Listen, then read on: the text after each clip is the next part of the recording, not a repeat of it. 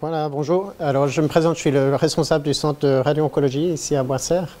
Alors, on va enchaîner assez rapidement. Je vais vous parler un petit peu du cancer du sein. Effectivement, ce mois-ci, c'est le mois international du cancer du sein.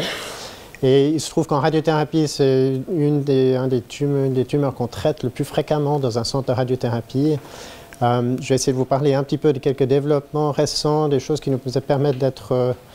disons, d'avoir diminué certains effets secondaires avec les rayons, et puis si on arrive avec le temps, juste parler de quelques tendances actuelles dans les traitements. Voilà. Alors, juste pour vous parler un peu des rayons dans le cancer du sein, on va juste vous situer un petit peu quelle est la place des rayons dans le cancer du sein. Alors, le cancer du sein en Suisse, comme vous le savez peut-être, c'est pour la femme le cancer le plus fréquent et le cancer qui malheureusement tue le plus. La Suisse n'est pas épargnée par rapport à d'autres pays. On se trouve vraiment comme d'autres pays, enfin d'autres pays de l'Ouest en termes d'incidence, de mortalité. Le canton de Vaud également se trouve, par rapport à la Suisse, en fait dans les cantons où il y a une incidence la plus élevée, probablement c'est plutôt pour des questions de dépistage. Et malheureusement, bon, c'est un cancer fréquent, mais heureusement, d'un autre côté, on a fait des progrès dans les traitements ces 20 dernières années. On voit que le pronostic s'améliore tout en même temps que l'incidence augmente. Alors, dans ce pronostic amélioré, c'est clair qu'il y a des situations où on arrive simplement à prolonger la maladie, on arrive à mieux traiter dans des situations parfois métastatiques et vraiment traiter pendant très longtemps une maladie qu'on n'a pas réussi à guérir. Les rayons dans le cancer du sein vont plutôt intervenir dans un contexte où on cherche vraiment à guérir une tumeur du sein. Et parmi ces progrès, enfin les progrès qui ont donné cette amélioration du pronostic, donc c'est clair qu'il y a beaucoup de progrès au niveau chimiothérapie, hormonothérapie, différents traitements systémiques. Il y a le dépistage, mais il y a également quelques progrès au niveau des rayons. Alors c'est clair que c'est une maladie qui devient très complexe de nos jours. C'est parfois, je pense, très difficile pour les patients de comprendre tous les mots qu'on leur sort, enfin, mais c'est aussi compliqué pour nous d'intégrer les nouvelles informations, les nouvelles connaissances de cette maladie. Si on veut chercher à guérir une tumeur du sein, il y a plusieurs étapes qu'on va devoir franchir. Donc la première chose, la plus importante, probablement, ça va être d'enlever la tumeur. Donc on passe toujours par une chirurgie première. Après, il va falloir prévenir des récidives, que ce soit à distance, des récidives dans le sein ou des récidives dans les ganglions. Et c'est une prise en charge qui est aussi très complexe, qui nécessite beaucoup de communication entre les intervenants. Il y a des radiologues impliqués, des pathologues, des oncologues, des radio-oncologues, des chirurgiens, des plasticiens. Puis tout autour de ça, il y a aussi tous les médecins traitants, il y a différents spécialistes, il y a différentes associations.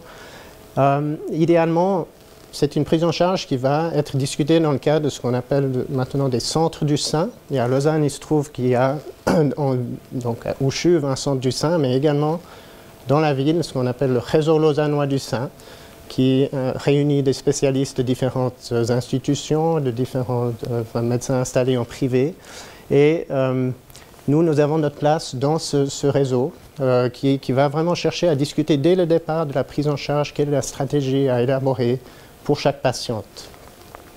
Alors la place de la radiothérapie là-dedans, si on cherche à guérir une tumeur, ça va vraiment être d'empêcher la récidive dans le sein, parfois empêcher la récidive dans les ganglions. Donc avec les rayons, on va se concentrer sur le sein et éventuellement les ganglions. Quand est-ce qu'on a besoin, quand est-ce qu'on va faire appel à la radiothérapie?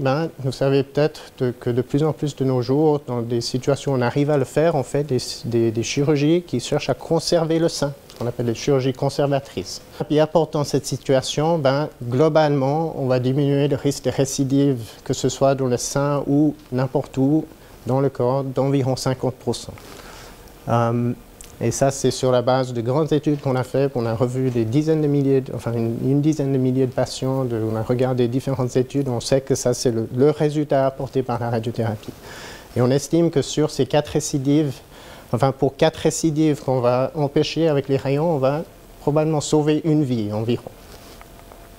Alors, qui va bénéficier de ces rayons? Si je vous mets une population un petit peu comme les smileys de François, on sait qu'il y a un risque de récidive caché dans cette population qui est peut-être ces femmes-là. Puis la radiothérapie va nous permettre d'éviter qu'une partie de ces femmes récidivent. Et donc, celles qui vont vraiment en bénéficier dans cette population initiale, c'est peut-être ces 4 patientes-là.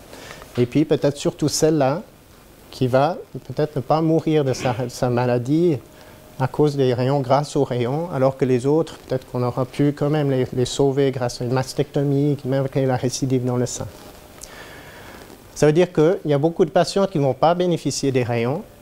Et puis, ça veut dire qu'il y a un prix des rayons, c'est qu'on traite beaucoup de femmes qui vont finalement jamais en bénéficier. Et puis, ça veut dire que ça nous impose aussi de la rigueur dans ce qu'on fait, parce qu'il s'agit de ne pas que le prix de ces rayons ne soit pas trop élevé, qu'on arrive à diminuer le risque d'effets secondaires et notamment d'effets secondaires graves à long terme. Voilà, donc on traite toutes ces dames, on n'arrive pas encore à identifier une population dans toutes ces dames qui ont une ciel, des rayons, des séquelles notamment des rayons. Ben, c'est clair que les rayons peuvent avoir un effet au niveau du sein lui-même, des modifications esthétiques, et il peut y avoir peut-être de façon plus grave des conséquences au niveau des poumons et puis éventuellement au niveau du cœur aussi dans les traitements du sein gauche. Alors, c'est là qu'on en vient aux innovations, aux progrès qu'on a fait en radiothérapie pour le cancer du sein dans les dernières années, les dernières, on va dire 10, 15, 20 ans, qui nous ont aidés à réduire le risque d'avoir des séquelles importantes de ces rayons. Alors, première chose, c'est que, et là, on va passer rapidement beaucoup d'images, enfin, vous allez voir des photos de nos machines dans le centre. Pour ceux qui ne seront pas encore passés, je vous inviterai après à aller regarder et puis voir. On peut vous faire des démonstrations de tout ce que je vais vous montrer là. Alors, tous les traitements maintenant se basent sur des images qu'on va faire avec un scanner. Donc, tous les traitements sont vraiment individualisés à l'anatomie de la personne qu'on va traiter. On arrive avec des images de scanner à vraiment voir ce qu'on fait, à voir où se trouve le sein. On va mettre en place des faisceaux de traitement par rapport à ces images et on va pouvoir cibler ces faisceaux par rapport non seulement à la cible, au sein, mais également voir où se trouvent les poumons, le cœur, les organes qu'on cherche à protéger.